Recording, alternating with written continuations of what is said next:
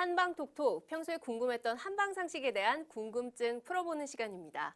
박사님, 우리 애청자님께서 사연을 하나 보내주셨어요. 네. 제가 한번 읽어볼게요. 네, 들어보죠. 저희 딸이 34살인데 임신 16주부터 자궁경부의 길이가 짧아져서 입원과 퇴원을 반복했습니다. 네.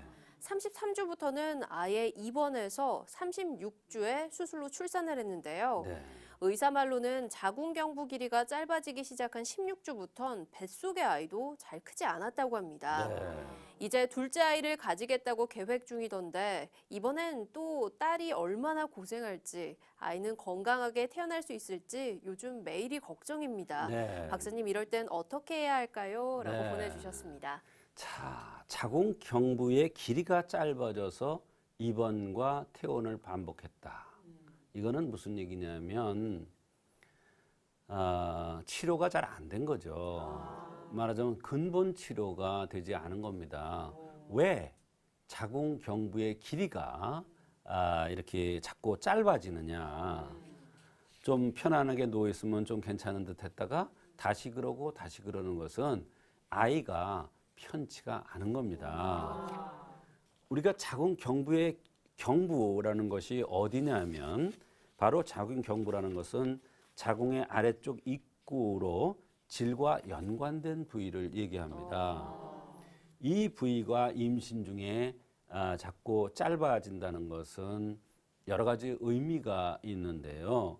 임신 중에 자궁경부 길이가 짧아진다는 것은 실제로 경부의 길이가 짧아진다는 뜻이 아니라 태아를 지지하고 있는 자궁경부가 약해져서 태아와 양막이 아래로 내려가고 있다는 뜻입니다.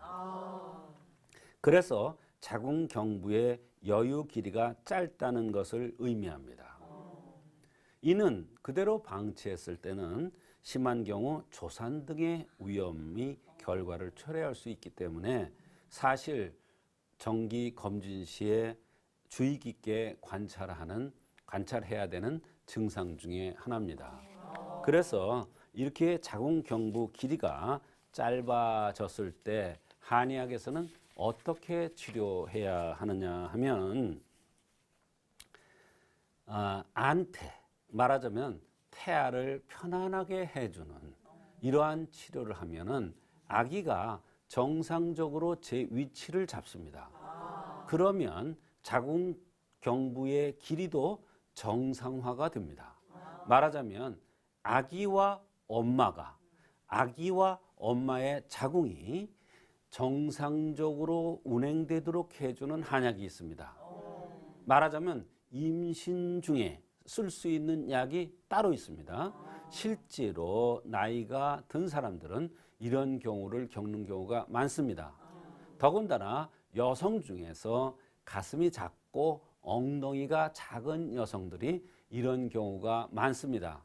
또 반대로 너무 살이 찐 여성들이 이런 현상이 나타날 가능성도 많습니다. 이럴 때는 자궁경부 길이를 정상화시키는 약을 쓰는데 안태시키는 약을 쓰면 저절로 태아가 편안해지고 자궁이 든든해져서 저절로 정상이 되는 것입니다. 그래서 이럴 때는 아기 임신하기 전에 자궁을 든든하게 하는 한약을 쓰고 그 다음에 임신 중에 또 한약을 써서 이런 것을 미연에 방지하면 아기도 정상적으로 제 개월수를 채워서 날 수가 있고 조산하지 않는 그런 경우를 한의학에서는 많이 볼 수가 있습니다. 그래서 이거는 한의학적인 치료가 가능합니다. 예방법도 있고 치료법도 있습니다. 한방 상식을 쌓아가는 한방톡톡. 오늘은 애청자님의 사연을 통해서 조산과 자궁경부에 대해서 알아봤습니다. 박사님 감사합니다.